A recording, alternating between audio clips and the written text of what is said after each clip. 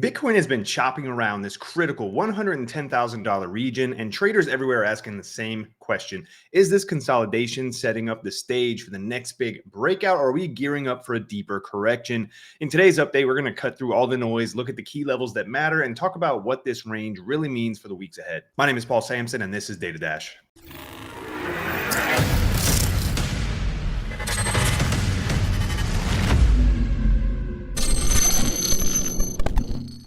All right, folks. So essentially Monday, we started off the week by trading around this $107,000 region. We pushed up to 112.5, and now we're back down about 110,000, right? So looking here a little bit more locally as we close out the week, I just want to showcase, the way that the price action tends to move, especially throughout the week as we go. And today being Thursday, the week's almost closed here. So going into Friday, generally we have a little bit more price action along by this time of the week, but we still do have some time to see that kind of come through. And one thing that I look for each and every single week is last week's range. All right. So this is a range pulled with the fixed range volume profile tool. This is giving us the volume data for this section of the chart. You can do this whether, via structure or time. So for this case, I did it over time. So this is basically just taking the overall range for last week. I mark out the highs, mark out the lows. And then on Monday, we look for a setup, right? So as we started the week here, again, we were trading. This was Monday. Okay. As we started off, we were right about this 108. Our previous week low, which we put in over the weekend, I believe, came in around this 107,300.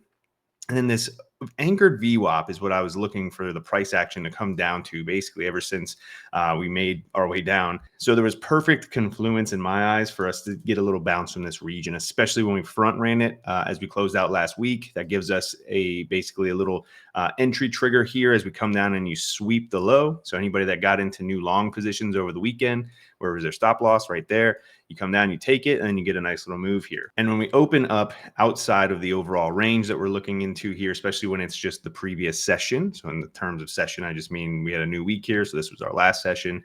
I do anticipate to see us rotate this range in the coming week at times, right? So, and obviously there's things that we look for. You want to get into the range at that point, and you have a few, targets ahead of time. Our NPOC, which had been met already this week. We had our weekly pivot, which was actually the range low. So that gave us a nice little support area to see us get into. And then so far we pushed up and we front ran the high and currently just back down in the low end of here, right? So we're essentially back testing our range low at the moment and our weekly average. So this pivot is the average of last week. So effectively flipping it into support here and really looking to see if we hold this and still look for that range rotation. All right. So the move up here, we have an untapped average at the high. We have obviously the range high as well. As I stated, we're coming into the end of the week, so it does start to weigh a little less likely that we do run this region. But until we break down, truly lose the low over here, I mean, nothing really is broken here, right? So this 107K is what we're looking to hold here. We're just inside of last week's range. We're going to probably be ending the week here soon. And overall, it's just a lot of chop, right? And folks, we tend to get into these ranges what feels like 80% of the time.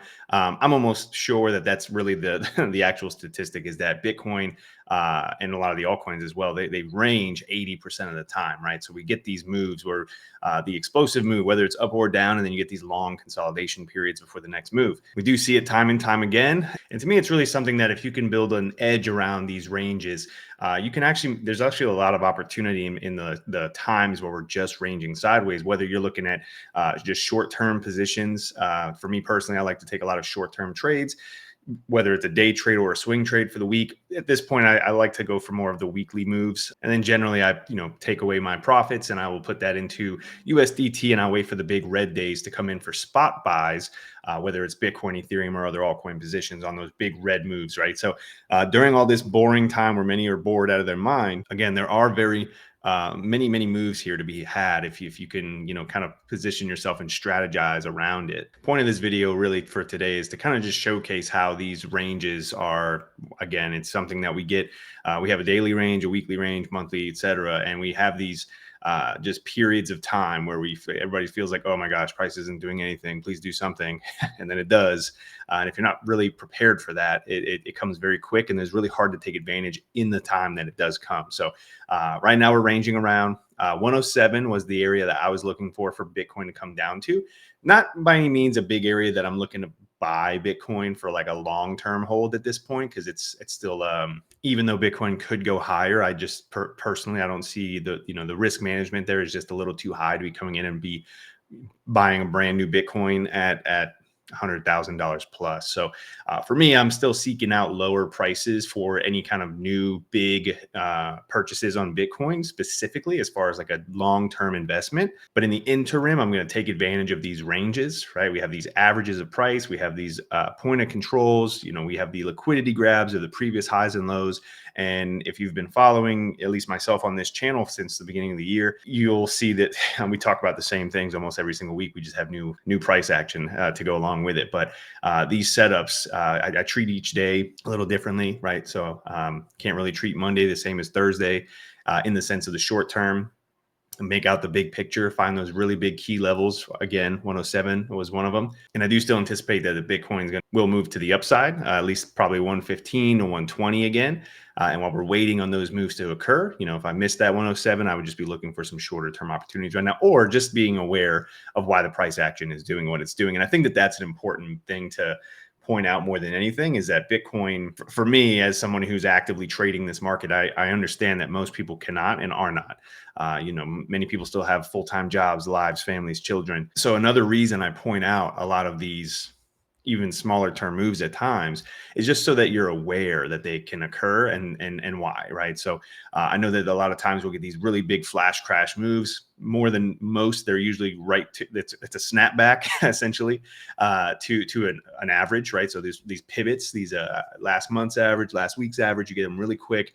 And they're always tied around CPI data days or whatever the case is, right? There's always a news event that's tied there that makes it look like that was the reason. But if you can prepare for those levels ahead of time and take advantage of them, or just be aware that that's likely, I think it calms people's nerves a little bit better. So that's one of the biggest reasons that I like to present this information more than anything, just so that people are aware of why price action may do something versus just manipulation, right? So that's what I'm looking at around here at this $110,000 level at the moment, pretty much just range bound, still anticipating a move higher. But now while we're on the topic of long-term positioning, one of the things I always emphasize is having the right structure for your investments. So for those of you who are in the United States who are looking at tax advantaged ways to hold crypto over the long haul, I've really been impressed with what iTrust Capital offers. It's a crypto IRA platform and lets you trade Bitcoin and other assets inside of a retirement account, meaning potential tax benefits while still keeping exposure to the market. It's something worth considering if you're thinking beyond just the next trade. I'll leave a link down in the description below so you can check it out if you're interested.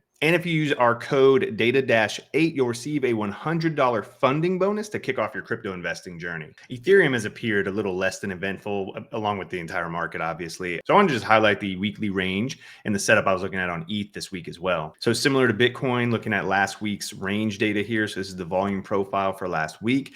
This is where the value area for that time is. And one of the biggest things I look for is, again, the sweeps of the low. And you can see how we did that really nicely right here. This was last week's low. Again, came in on Friday, I'm sorry. And so Friday, Saturday, Sunday, right? You get all this price action, right? Every second of every day, there's people entering this market. So and more than most are not entering at the low. They're all coming in once you start to get this, confirmation of upside here. And so new long positions are taken. What are they doing? Their stop loss is all the way right below here. And this is a classic case of your stop loss is my entry, right? So this is how you want to treat it at least, but you have to be patient for these moves to come. So for me, I actually did take the long right here at this move. We had two reasons, all right? So we had the monthly average right here that was untapped, which was likely to be met in September. So basically September 1st, we came right down to it. And it was also right by last week's low. All right. So again, you come down and you take out these lows, you knock out all these recent traders. Usually it's fuel to the upside. Okay. So for ETH, we actually still have a weekly target for this week that is still untapped. And that's back up at 4,600. Right. So that's the NPOC, or the untapped point of control from last week. Right now we're dipping down out of the overall range. So we want to see us get back above this 4,400.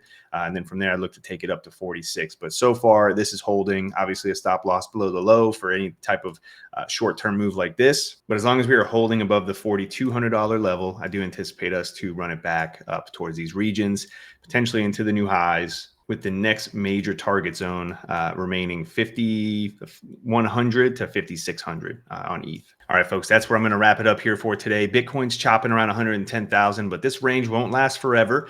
So the next move, I think, is going to be relatively big. So if you found this helpful, make sure that you are subscribed so you don't miss out on the next update. And for those of you thinking long term, definitely take a look at iTrust Capital. It's a smart way to hold your crypto in a tax advantage retirement account. Link is down in our description if you'd like to learn more. Thanks again for tuning in. And as always, folks, stay sharp, stay patient, and I'll see you all in the next one. Until then, everybody, cheers.